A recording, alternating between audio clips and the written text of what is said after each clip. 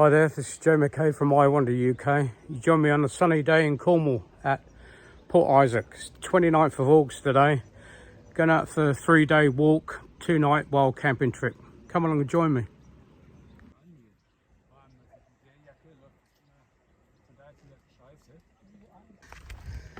First part of the journey is come around the harbour at Port Isaac, up the hill, then find these steps, I'm afraid, coming out, go around Ross Carrick to Port Quinn, which is about 3 miles, I think. Steady climb up. Get to the top of those steps and take a look back round to Port Isaac. Hopefully the weather's a bit nicer to you. I've walked this route before, last year, March, when I did the Southwest Coastal Path. I think it was on day 13. Made a video about it, take a look if you like. And I thought I'd revisit it. I had the opportunity to 3 days, a couple of nights wild camping, so I thought I'll come back out and revisit it when it's a little bit clearer.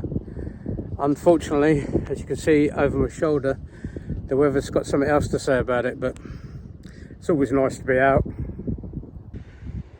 Admittedly, the weather's not very good today, but this is a very special place. Come out when on a clear day is fantastic, but even a day like today. But this just gives you a quick glimpse of what the walk's about. Ups and downs over these hills, but the scenery is just staggering and changing constantly. And with the sea alongside you as well, just makes it very special. I realise it's still misty, but you just see Port Isaac now in the distance, right middle of the screen now. If you're coming out for a through hike like this is a really short one for me. It's 3 days, a couple of nights wild camping. But today is August the 29th, 2023, day after the bank holiday. And you wouldn't believe it, but the training, I'm out of condition this year. I've had a lot of problems, not going to bore you with.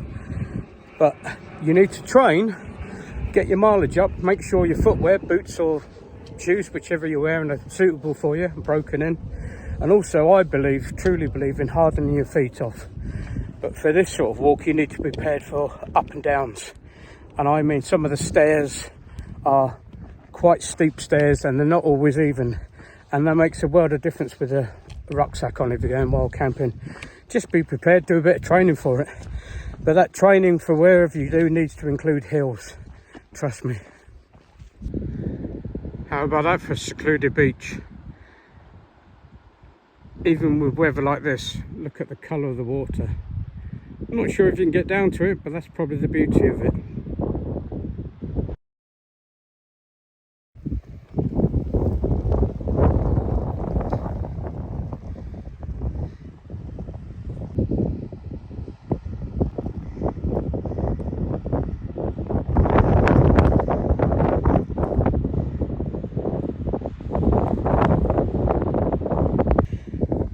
Once you've gone up steps or hills, obviously you need to go down them as well.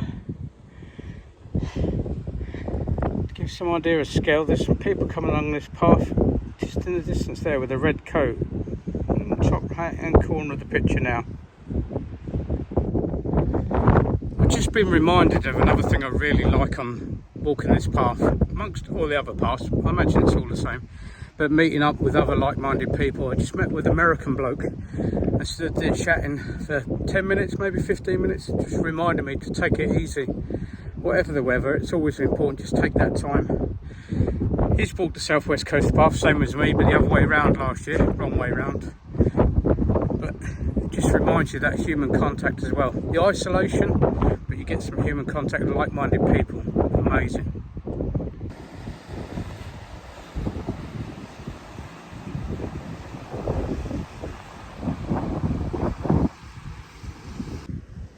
Like I say, be prepared in your training to include hills and steps, because there's a few of them around. This particular stretch is not notorious, it's not too strenuous, but there are steps. But on the whole path there are a lot of steps. It's just a case of getting some practice in, promise. Last little bit on this first stage, going around Kellen Head and dropping into Port Quinn where I'm going to fill up some water. Good view of the moles. MOULS, which I'll be getting to. There's the moles again. We're just going to follow this estuary in. That's that castle type building out there. I know it's not a castle, but it looks in the style of castle house.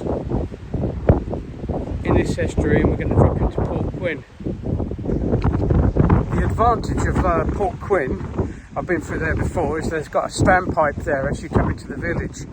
So from Port Isaac, you don't need to be carrying loads, but I always like to finish the end of the day so I can cook overnight and in the morning with 2 bottles. So I'm going to fill up there, but very convenient. Apologies for the wind, it has dipped down a bit. If you're looking out to the moles as you approach Port Quinn, just out on this headland, there's a nice little dip there that if the wind was coming off the sea you could get into. Not perfectly level, but wild camping needs be. We're just going to take the last little bit of stroll down into the little village of Port Quinn and fill up with water. And back out again, and following the path out that way. Just the final few steep steps down to Port Quinn. So the St. Piran flag flying over there.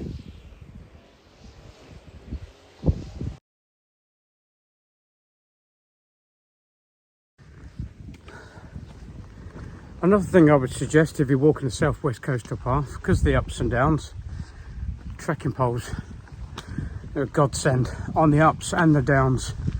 I blew my knee years ago, and coming down I think is even worse, but the trekking poles just take the edge off it and give you that extra bit of stability. Thoroughly recommend them. Not sure if this is a vent or something for a mine, but it goes down a long way. I literally can't see the bottom of it. There's a little break in the weather at the moment. The wind's just died down a little bit and it just stopped raining, so I took the advantage of actually watching a kestrel flying around, just gliding in the wind and stuff. But make sure you give yourself plenty of time to stop and just enjoy the views when you can see them, obviously. This is what I'm looking at the moment. There's the moles, the island over there. We're walking round back down to here, down into the estuary and back out again. I always recommend taking it easy on yourself the first day, get yourself back into the swing of it. And with weather that can turn like this, it's supposed to be a clear sunny day today, always worth giving yourself the chance.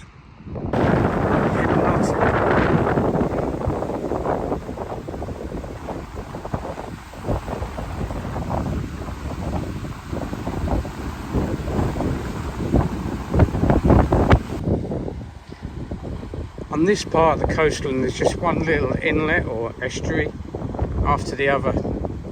Please make sure you give yourself enough time to stand and enjoy them. Today's weather's not so great, but it's still just fantastic, and you can't park near these, you have to walk. So you know that not many people get out to see these, and it's worth it, trust me.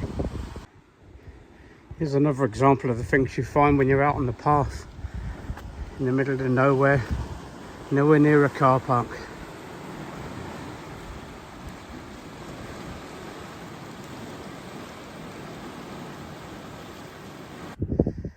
When you get the opportunity to find a bench in a good position, take it.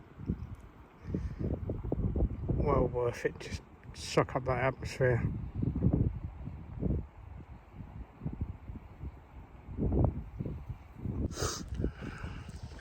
I've identified a spot for myself on the maps using Google Maps and OS Maps, and what I can remember from walking the path before is where I want to stay. But I would suggest what I do when you get a bit closer, start looking out for potentials nearby. So you might have to drop back 10-20 minutes.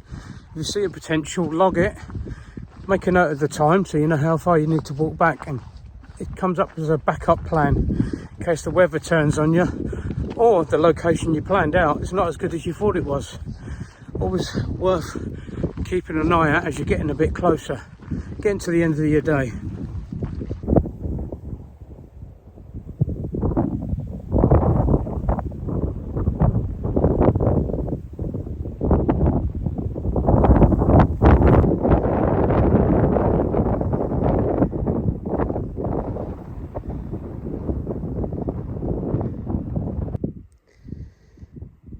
got the boudoir knocked up for the night. I'll show you a little bit more of that in a minute. It's the Lansham 2021 version, a bit longer, which gives you a bit more headspace. So I'm short, but it does give you that bit more space. And then the inside, bearing in mind we are still at the end of August, I just got the Thermarest Neo Air X Lite, which is the 3/4 length one, which your legs hanging off. Takes a bit of getting used to, but yeah, it's comfortable and it's very warm. But yeah, the full length version might be better for the winter. And I've gone for the Flames Creed quilt. Like I say, it's still August. I always use a silk sleeping bag liner because I don't want it to become a stink sack. So I always use that regardless. And I've got some pyjamas with me, you know, merino wool, top and bottom. So there's the boudoir just chucked together, and it just needs to sort it out properly now. I'm tucked down in this little crater, which is stopping a bit of the wind, and it looks like it's stopping to rain as well. Stopping raining, well, which is ideal, but it's just stopping the most of the wind at the moment. So it's tucked down. The grass is still wet, but when I set up, as soon as you get set up, I always pump up my mattress. You can always make sure it's not going to go down on you then, and get the quilt out, give it a shake, let it loft up a bit. But yeah, that's me for the night. Gonna knock myself up a cup of coffee. I've gone back to using one of these little burners. I think it was £8 off AliExpress. It just works. It's indestructible. It boils the coffee quick enough. I use that with a titanium mug. Just down there, a couple of windshields that I've made just out of cans of beer. And my water containers were just from Poundland. So it doesn't matter if you break one. And I haven't broke one yet. And I've been out for 50, 60 nights with those 2 bottles there. So I use the titanium cup, but I never use it to put tea or coffee in. I've got a plastic mug for that. I'd rather get that dirty and just keep this clean all the time, and you don't get cheesy taste or pot noodle coffee. Ideal. Don't believe it, the sun's just broken through. So I'm just going to leave my bags down there outside in the air and the wind to dry off for a bit. Just finished making this coffee, that's what I'm talking about. I've got a little plastic beaker that I'm more than happy with, and one of these spoons, long handle spoon, teaspoon. It's not titanium, you get 5 of them from Poundland. I'm not that fussed to gain them many grams. And there's some setup for the evening.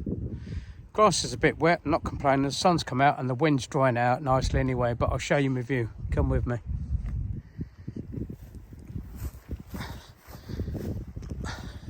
Obviously that's where I got the tent pitched, but just a little stroll out here, up past this barricading wall that's stopping most of this wind, as you may be able to hear now. And I've got this first thing in the morning.